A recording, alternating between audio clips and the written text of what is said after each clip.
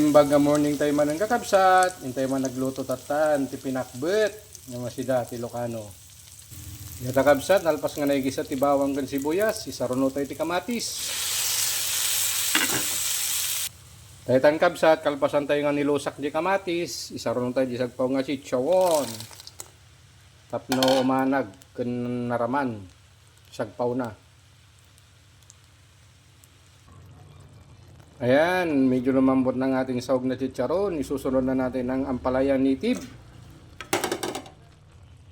At syempre, hindi mawawala ang ating bagoong. Dahil ito, iti sikreto ng spicy ti Ilocano, kakabsat.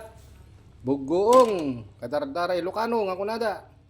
At tama ti kakabsat, isaruno tayo ti dadumang nga nating na, natiglalawak nga parda, okra kentarong. Ngamin, dagito gigidgan nga maluto dagito yun, kakabsat. Na ito yung kabsat, naluto dati pinakbet yun. Mangan tayo kakabsat.